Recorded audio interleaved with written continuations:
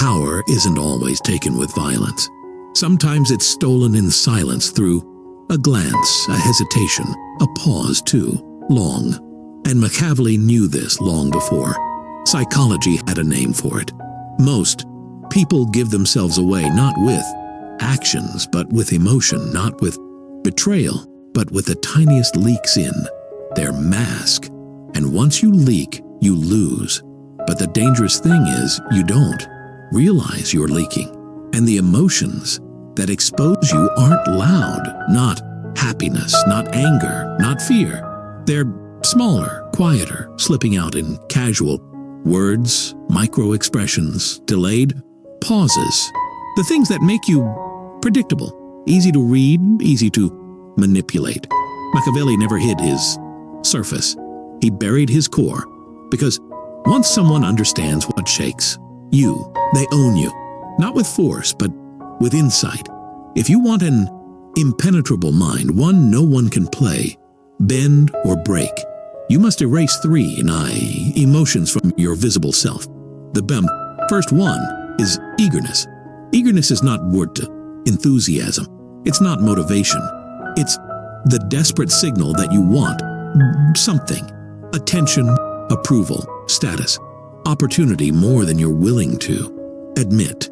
And in that signal is your weakness. Because the moment you appear eager, you've created a power imbalance.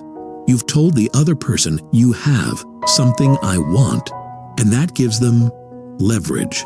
This shows up in job, interviews, relationships, negotiations, even casual conversations. You lean forward too much. You agree too quickly. You answer before the question's finished. You praise excessively.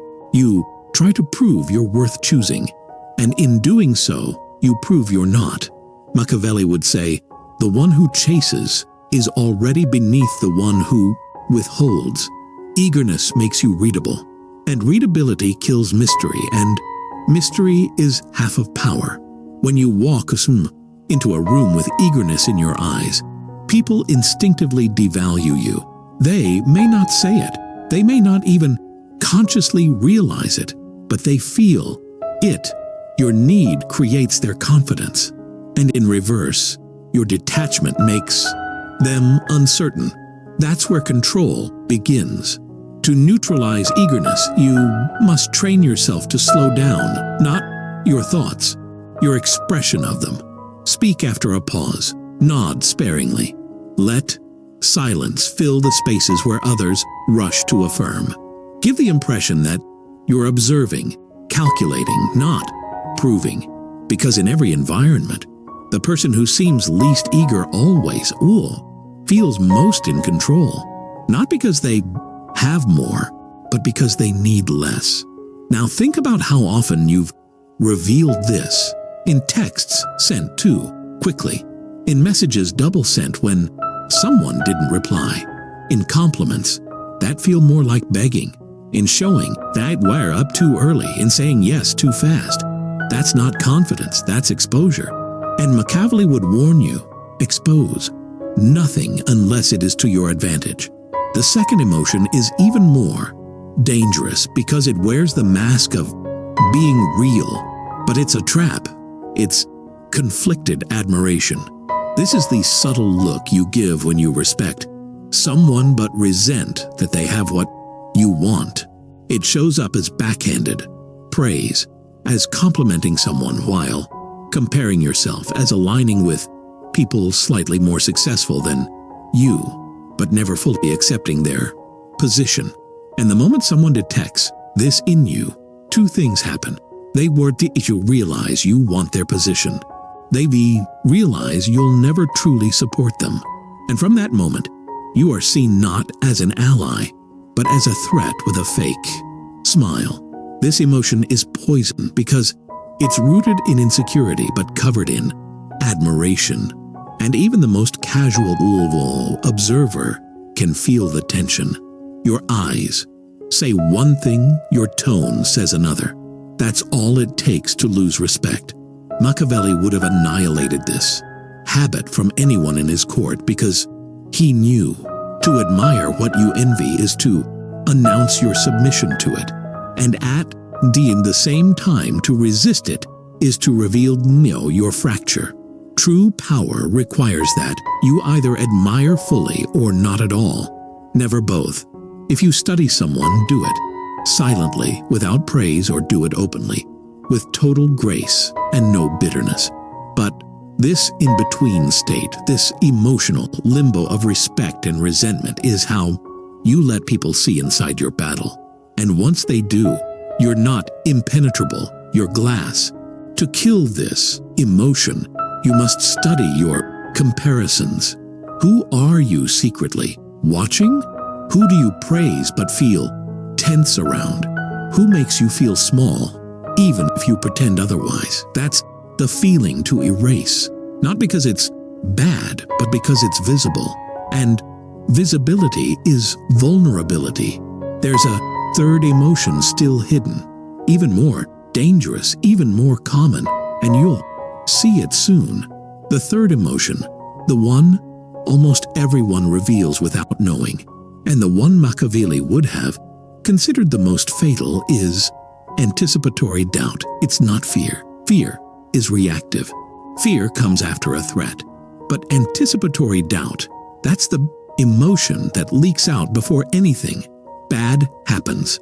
It's the subtle drop in your voice before asking a question, the hesitation before making a decision, the small disclaimer before you speak. I might be wrong, or this probably won't work, but I'll try.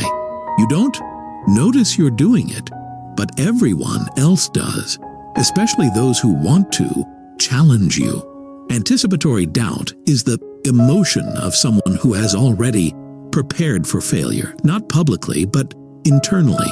And it shows in posture, in energy, in how you look at someone when you offer your idea as if you're asking for permission. It shows in the way you pre-reject yourself before others get the chance. Machiavelli would have seen this as suicidal, not because it makes you weak, but because it invites attack. It tells everyone around you, I don't fully believe in myself, so if you want to challenge me, now's your chance. And destino, whether it's in politics, power, relationships, or simple daily life, that is enough to trigger predators. Because confidence is not about always being right, it's about never flinching. And when your presence begins to show signs of internal doubt, you trigger the instinct in others to test your authority, not always maliciously, sometimes subconsciously, but the result is the same.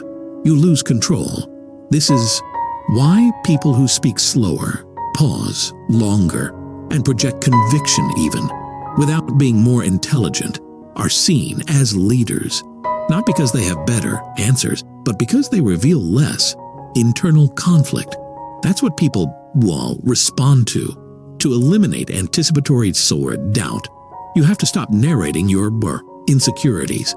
You have to kill the reflex that seeks approval before action.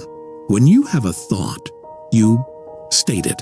When you're uncertain, you act with calm anyway. When someone questions you don't rush to defend. You let them sit in the discomfort of your silence. Power isn't found in answers. It's found in the lack of anxiety behind them. And here's the deeper truth.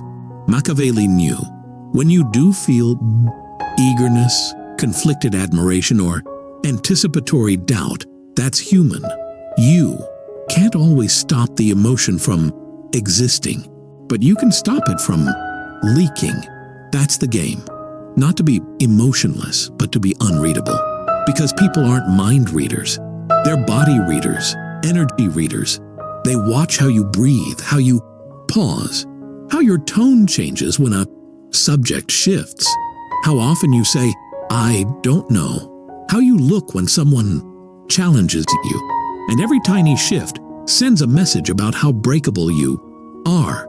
Your job, if you want an impenetrable mind, is to stop broadcasting that code.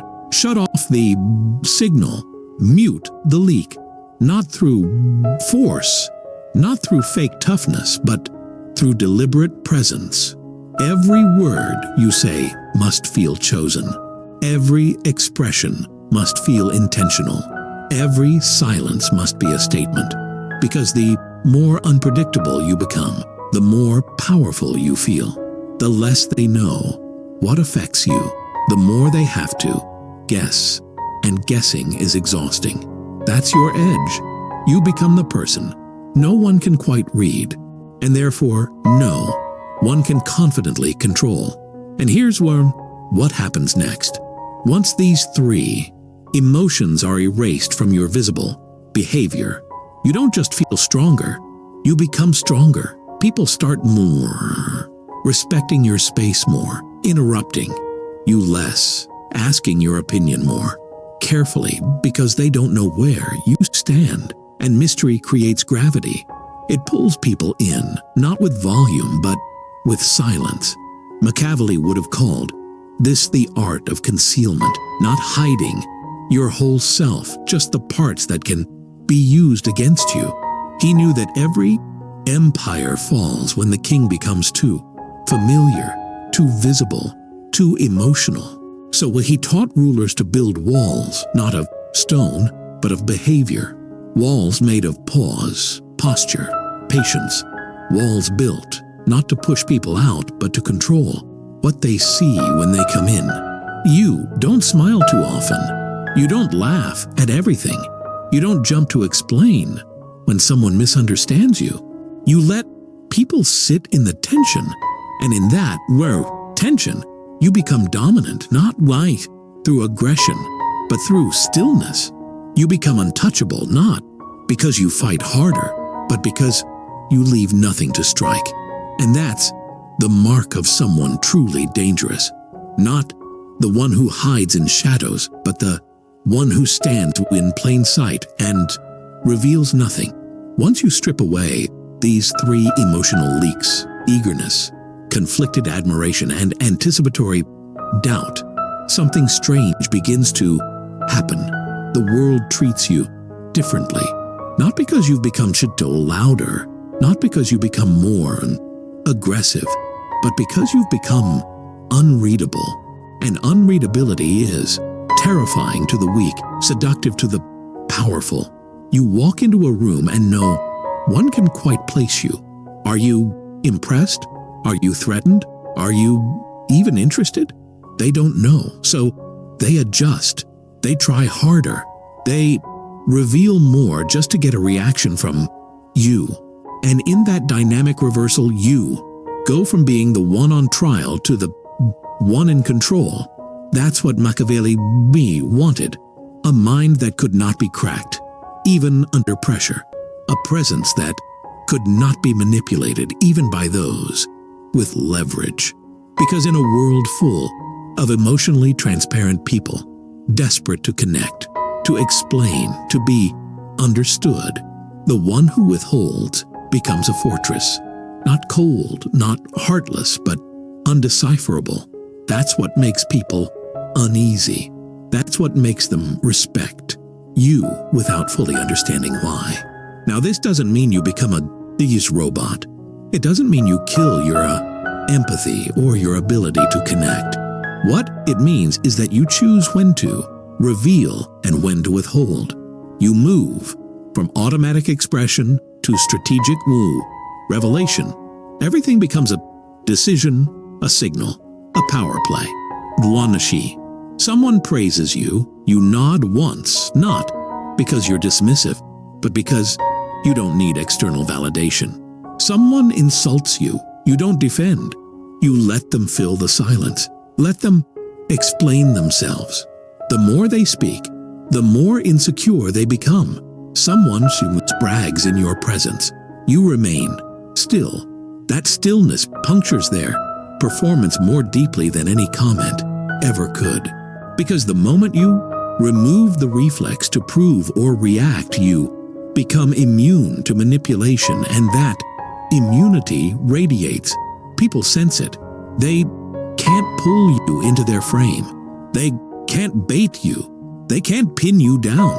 So instead, they orbit you, not out of fear, but because silence forces them to reflect. Machiavelli would tell you this is where power becomes self-sustaining.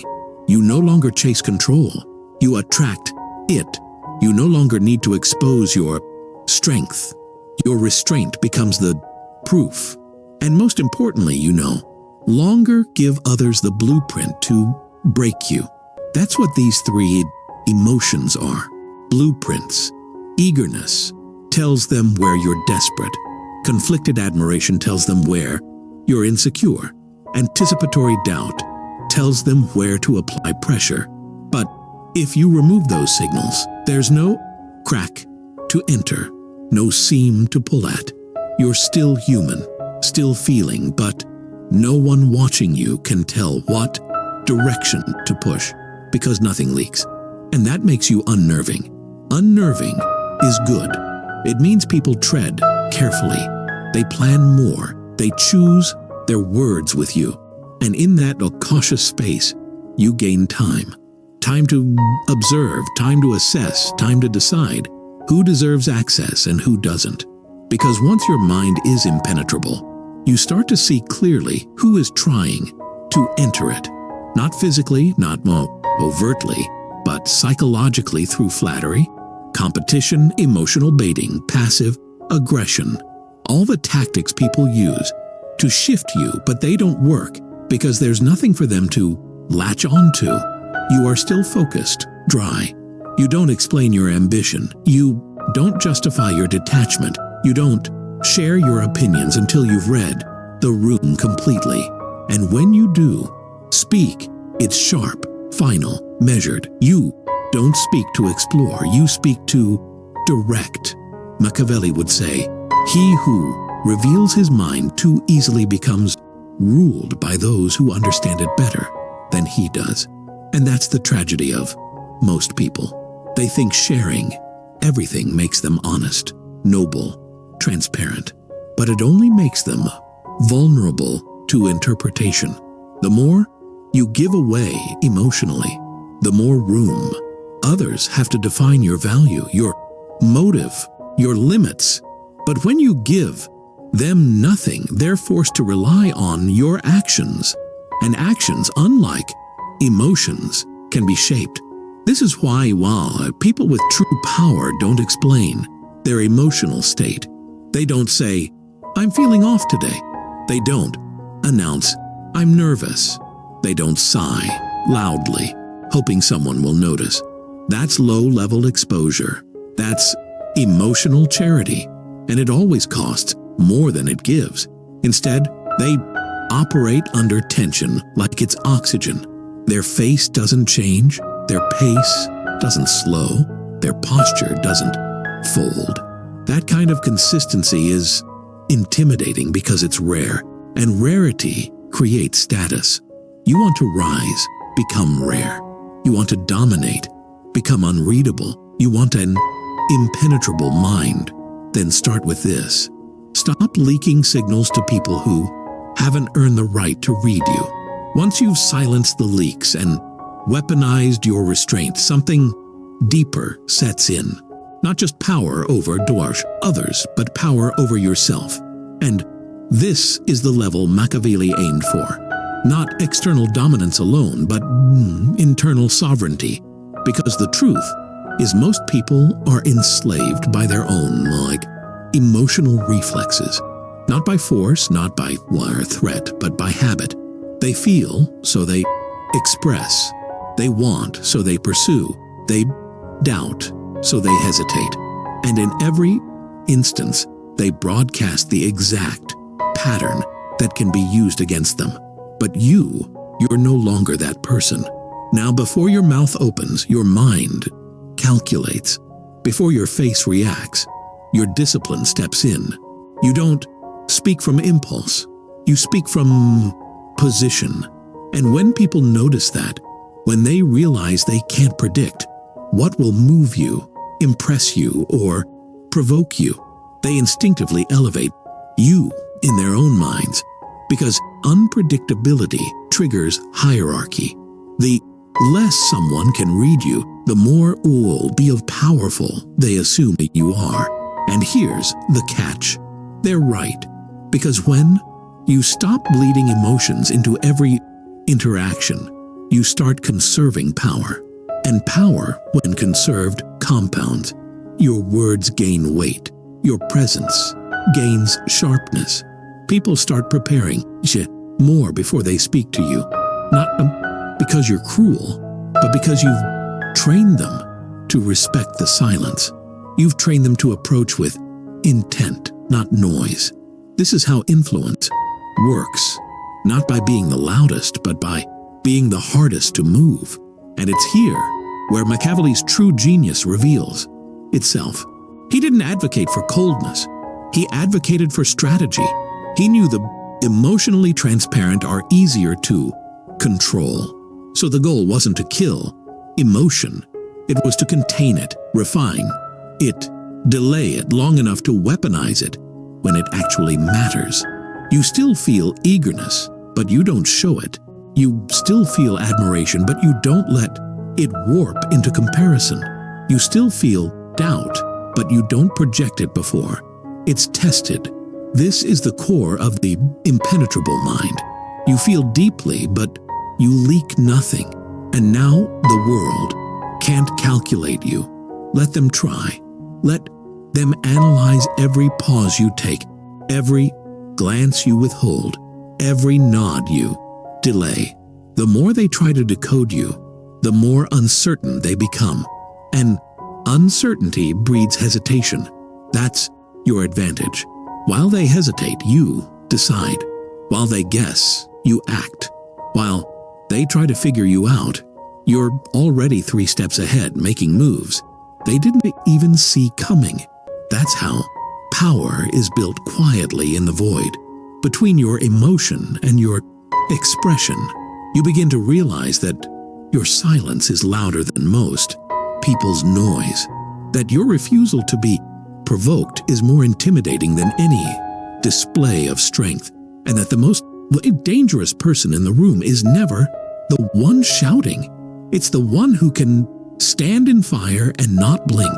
This is the behavior of rulers, of tacticians, of those who don't just survive the game, they bend it. But let's be brutally clear. This way of being has a cost.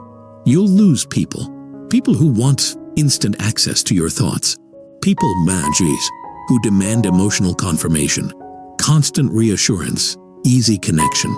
They'll call you distant, cold, maybe even arrogant. Let them label what they can't reach, because connection built on your exposure isn't connection, it's consumption. And people who only understand you when you bleed are not allies. They are addicts. You don't exist to feed other people's emotional appetites. You exist to build something, and building takes energy. Building takes focus. Building takes silence. So you build without explaining. You ascend without performing. You eliminate emotional signals not to become empty, but to become precise. And soon those who once demanded your openness will either fall away or evolve. They'll learn to respect your containment, or they'll get replaced by people who do. Because this kind of mind doesn't attract everyone, it repels most. And that's the point. And the mere impenetrable mind isn't loved by many. It's respected by few. And respect, unlike attention, endures. There's a moment after you've mastered the silence when people begin to look at you differently, not just with curiosity, but with caution. They can't place you. They can't map your inner world. And that uncertainty turns you into a mirror, a reflection that shows them their own insecurities. You haven't said anything. You haven't challenged them, but your unreadability forces them to confront what they are leaking, and they hate it. This is where true and psychological gravity is born, because now your presence no longer demands attention. It commands it, not through noise, not through charisma, but through the absence of emotional permission. You don't invite people into your inner world. You make them earn entry, and in doing so, you flip the dynamics stack completely. They want your approval. They want your reaction. They want access. And that desire bends them. It makes them cautious, selective, careful. That's power. And Machiavelli would tell you power doesn't come from being liked. It comes from being considered dangerous. Dangerous doesn't mean aggressive.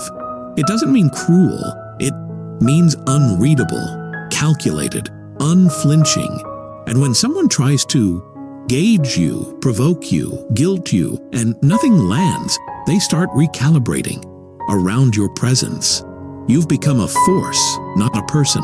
And forces aren't argued with, they're adapted to. There are three emotions you've cut off: eagerness, conflicted admiration, and anticipatory doubt were never the problem themselves. The problem was in their timing, in their transparency. You handed people the keys to manipulate you, and now you don't even show them the door. And this shift, this transformation, doesn't just change how others treat you. It changes how you treat yourself. You start to see how often you used to betray your own strength by over-explaining, more apologizing, overreacting, by trying to be relatable, instead of untouchable, by trying to be included instead of remembered. That version of you is gone now. Now you move with deliberate restraint. You understand that your presence is your leverage. And every word, every expression, every signal is either sharpening that leverage or dulling it. So you choose to sharpen. You don't rush to fill silences anymore. You don't soften your intensity to be digestible. You don't dilute your discipline to make others comfortable. You embody the stillness of a man who does not need to be understood, only respected. That's the edge, and it makes people nervous. They'll search your face for clues. They'll push just to see if you'll flinch. They'll talk more when you say less. Why? Because they're trying to gain the upper hand. And every second you remain still, they realize they don't have it. This is where you become dangerous, because you're not playing the being emotional game anymore. You're playing the energy game, and your energy is no longer a faucet they can turn on with, praise or shut off with rejection. It's fixed, unchanging. It moves on your terms. That's what makes you impenetrable. But make no mistake, people will test you, especially when they can't read you. They'll throw bait, hoping you'll chase it. They'll pretend to open up, hoping you'll mirror their vulnerability. They'll try to guilt you, flatter you, provoke you, not to connect, but to break your frame. Don't give them what they're looking for. Let the bait rot. Let the silence stretch. Let the tension grow until it breaks. Them, not you. Because when someone tries to test your edge and finds none, they begin to believe you have no limit. That is power, not brute strength, not loud declarations, but the quiet, slow erosion of their confidence in controlling you. And once they lose that belief, they obey, not out of fear, but out of respect, because now they know you don't need them. You don't need their approval, their applause, or their understanding. You've built something stronger than charm. You've built presence. When the last piece clicks into place, when your emotions are no longer visible, when your energy cannot be swayed, and your silence becomes sharper than any response, you cross a threshold. You stop being perceived as just another person in the room. You become a presence, something people feel before you speak, something they can't quite define but instinctively respect, or fear, or both. This is the final level of Machiavelli's game, not just to understand power, but to embody it. Because an impenetrable mind doesn't need to declare itself. It doesn't demand respect. It creates an atmosphere where disrespect simply doesn't occur. People don't even think to challenge you, not because you're threatening, but because you're unreadable. And what can't be read can't be predicted. What can't be predicted can't be controlled. This is where true dominance begins. You become the one who others adjust for, the one whose opinion is sought but never begged, the one whose validation is valued precisely because it's never given away. People talk carefully around you. They phrase things with more thought. They ask questions more precisely, not because you intimidate them, but because your calm forces them into awareness. And awareness is a kind of submission. Machiavelli knew that most rulers fall not by the sword but by the mirror. They expose too much, they speak too freely, they react too quickly, and in doing so, they arm their enemies with the very weapons that will undo them. But you give nothing, not your doubt, not your desperation, not your hidden envy.